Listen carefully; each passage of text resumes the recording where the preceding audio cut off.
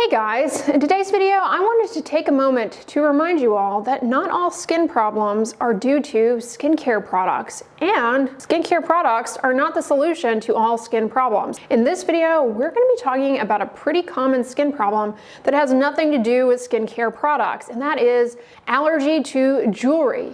Jewelry allergy is more common than you might realize. It can happen at any point in your life, and it can happen to a piece of jewelry you've been wearing for like decades and decades with absolutely no issue, and then out of the blue you develop a problem to it. You start developing rashes. I'm going to explain why this happens, what to look for, and how to go about avoiding it in the future. Jewelry allergy is a really common cause of contact dermatitis, specifically to metal jewelry. And the most common allergen worldwide around the globe is going to be nickel. Nickel, it's very hard to escape, and it's really commonly found in a lot of jewelry. Nickel, as well as cobalt, another potential allergen, are used in the manufacturing of precious metal alloys. In less expensive jewelry, nickel will be used as a base and then plated with either silver or gold. While it's possible to become allergic to gold, more often than not, people who think they're allergic to their gold jewelry are actually allergic to nickel. Nickel can occur as a trace element in gold or silver, or it can be added to gold jewelry to either strengthen it or whiten it. What does allergic contact dermatitis to nickel in your jewelry look like? It's going to be a red, itchy, oftentimes oozy or weepy rash at the site where you're wearing the jewelry. However, later on, you can develop this type of rash on body sites where you're not coming in contact directly with the jewelry. Over time, if the piece of jewelry is not avoided, that rash will continue to persist, it will continue to itch, and it will become thickened and discolored. Like I said, initially, jewelry allergy will present where you're wearing the jewelry. In the case of your necklace, it's going to be around your neck. Earlobes are a really common site because of metal earrings or metal earring backs. Around the wrists, you can develop allergic contact dermatitis to nickel and bracelets, especially tight-fitting watches or those fitness trackers, which I guess you could lump somewhere in the realm of jewelry. And of course, underneath your ring. Unfortunately, nickel is so ubiquitous in our environment that there are a lot of other things that you also can be coming in contact with in addition to your jewelry that are aggravating the rash. Metal keys, coins. This is especially problematic in people who work with money for a living, like a cashier or somebody in a bank. Allergic contact dermatitis to nickel in jewelry can end up leading to a type of hand rash that I've discussed on this channel before, known as pompholox or dyshydrotic hand eczema, in which you start out with these little water blisters, often on the sides of the fingers or the sides of the hand and the palms. Those water blisters, they have the appearance of like a tapioca bead, and they are filled with clear fluid. They erupt that fluid eventually, and it leaks all over the place, and then it dries and becomes very scaly, super itchy. So if you'll recall from my video on dyshydrotic hand eczema, I did mention that avoiding contact with nickel as much as possible is really helpful, because a lot of times people who deal with dyshydrotic hand eczema, it's nickel that is definitely an aggravating factor, including nickel in your jewelry. Jewelry allergy can present around your mouth. A lot of people absent-mindedly put their necklace in their mouth. It's just like a nervous habit to fiddle with a necklace and put it in your mouth. You don't even think about it. But that can lead to contact dermatitis appearing on your mouth. Nickel can also be transferred from jewelry that you touch to your eyelids. Remember, eyelid skin is very thin, so that allergen has a better chance of penetrating the delicate skin of the eyelids than, say, for example, the thick skin of the palms of your hands. So while you're touching it with your palms and maybe not necessarily developing a rash there, it's being transferred to that delicate eyelid skin. The eyelids are a particularly unique location for contact dermatitis because not only is the skin there very thin, but the muscles around the eyes, they contract in this accordion-like fashion. So they almost kind of suck in the allergen right up against the skin, and then you have skin-on-skin contact with the folds of the eyelid muscles as you blink, and so it kind of rubs it into the skin even more. Nickel is frequently present in belt buckles, snaps on your jeans, and it's not uncommon to develop a rash around your belly button or on your lower stomach, depending on how you wear your jeans, from the nickel in either a belt buckle or snaps, zippers. As long as that nickel is there coming in contact contact with the skin. It's just going to keep driving that reaction in the skin over and over again. Not all skin problems from jewelry are necessarily an allergy. While it's a more common reaction, and again, nickel being the most common culprit, there are other types of skin reactions that can happen to jewelry, specifically something known as irritant contact dermatitis. It's different from allergic contact dermatitis in that it doesn't have anything to do with you being allergic to anything. It just has to do with irritation. The reason for this with jewelry is that you have oftentimes jewelry wearing in a way where it's putting a lot of friction on your skin, and or it's worn in such a way where you get trapping of sweat. The combination of moisture from sweat trapped underneath the wristband or a tight bracelet, rubbing back and forth on your wrist, can break down the skin barrier and lead to a rash. Now, the other scenario is under rings, and rings are a particularly culprit issue for people because people wear rings and stuff gets trapped up underneath rings, and the ring rubs back and forth. Dirt, dust, soap residue from washing your hands, moisture getting trapped up under there from washing your hands. People don't dry thoroughly and rinse thoroughly underneath the groove of their ring. So you get this trapping of stuff that's adhered to the ring underneath it, and it's being rubbed back and forth, eroding your skin barrier and causing a lot of irritation. And that can actually end up aggravating the skin on your hand tremendously, and you develop a full-blown hand dermatitis, not just underneath the ring. So I always recommend people to not wear rings when they wash their hands for that reason. Make sure that you towel dry your hands thoroughly before putting your rings back on. Don't wear rings when you're handling food either, because if you're cooking, you've got a lot of spices especially, or certain vegetables trapped up on the skin can be pretty irritating, and those little particulates, they can get trapped up underneath the ring and end up causing a lot of irritation for you. A lot of times you'll see somebody sort of side-eye and say, well, you know, that's just with cheap jewelry, if you only buy expensive quality jewelry. But the materials used, they can contain nickel. How do you know if your jewelry has nickel in it? I would say, to be on the safe side, for the most part, if the jewelry is metal, assume nickel is a possibility. Pure platinum and sterling silver are low risk. Surgical stainless steel, low risk. 24 and 18 karat gold, pretty low risk. Gold, as you know, has different carats. 24 karat is 99.9% gold. 0.1% of 24 karat gold is some other metal. So pretty low risk there. 18 karat gold is 75% gold. So 25% is some other metal. To make up for the rest of the metal, gold is alloyed with other metals, which can include nickel. So for the metal allergic, the question in these cases becomes what metal? So even 24 karat gold, in theory, can be potentially problematic for you if you have nickel allergy, although it is the safest. Gold can be alloyed with many different types of metals to alter the color, the hardness, and other properties of it. For example, yellow gold may be alloyed with silver and copper. Now, white gold is usually alloyed with nickel. White gold with nickel is often plated with rhodium to make it even whiter and shinier. The reason I bring up rhodium is that it actually can protect you from the nickel. Unfortunately, the rhodium plating eventually wears off in a matter of months to years. At that point, the nickel is in contact with your skin. What about silver? Silver actually comes in 3 grades: pure silver, sterling silver, and plated silver. With pure silver, it's 99.9% silver. Unfortunately, it's too soft and malleable to be made into jewelry. Sterling silver is 92.5% pure silver alloyed with copper.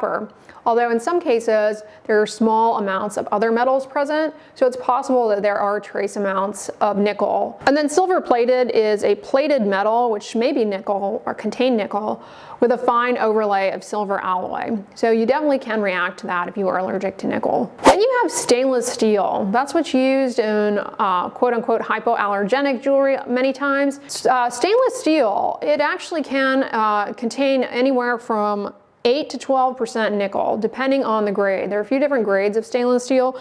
304 and 304L is 8 to 12% nickel, and 316 and 316L is 8 to 10.5% nickel containing. And those grades of stainless steel are what are most often used in making jewelry.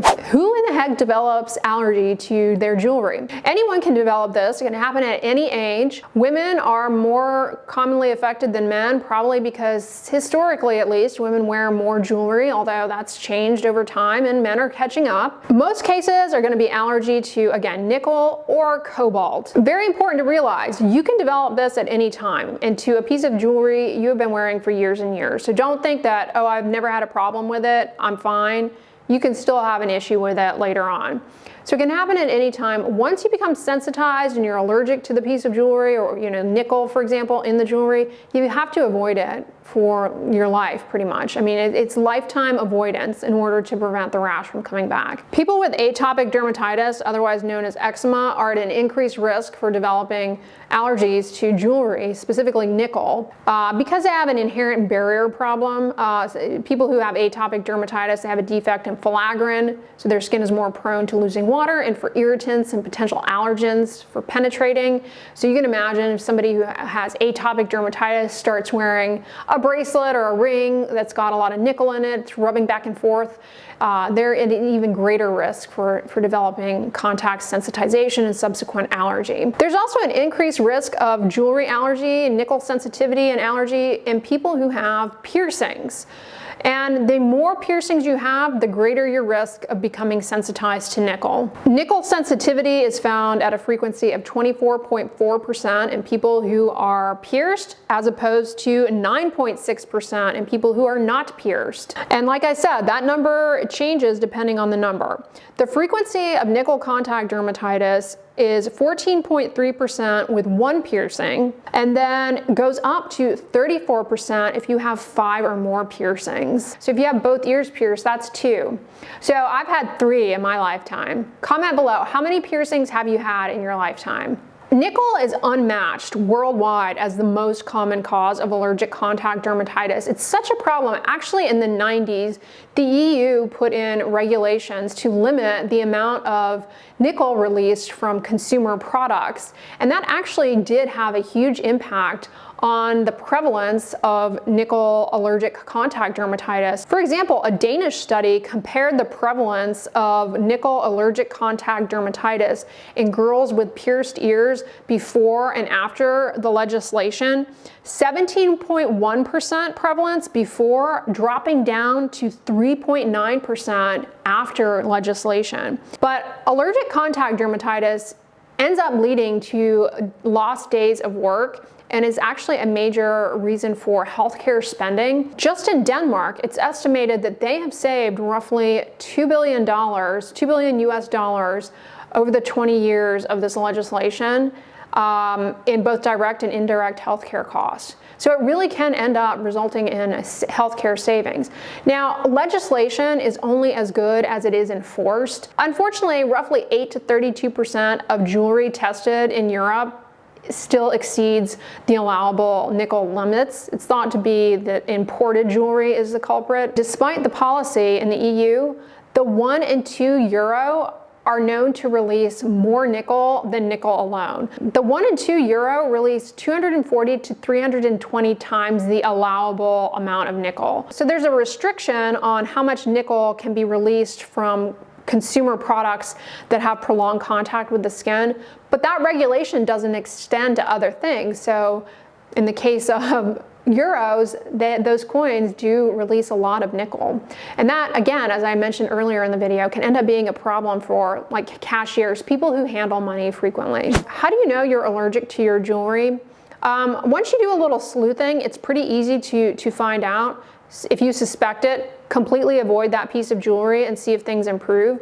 But of course, see a board-certified dermatologist, because in order to determine if you are allergic to, say, nickel or cobalt or some other metal or some other compound or ingredient that might be in your jewelry or something else, in order to find this out, we do something called patch testing, where we put these patches on your back that have wells with different allergens, and then you have to come back a few days later and we read the patches, and if you react, then it suggests you're allergic.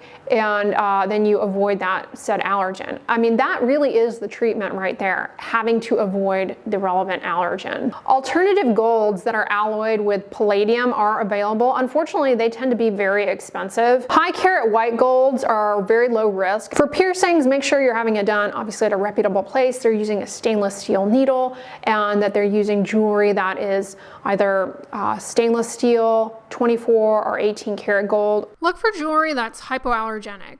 For example, made of stainless steel or at least 18 karat gold or sterling silver or polycarbonate plastic. In the case of like your wedding ring, for example, you certainly can take it to a jeweler and they can actually put on a rhodium or palladium coating, and that will protect you from the nickel. Unfortunately, like I said, it wears off, so it's not a permanent fix, but that's another option. If you go in the store, a lot of times you'll see these lacquers, or a lot of people will try clear nail polish, painting it on, like for example, the back of your watch or the buttons and snaps on your jeans if you're getting a reaction on your stomach to the snaps on your jeans.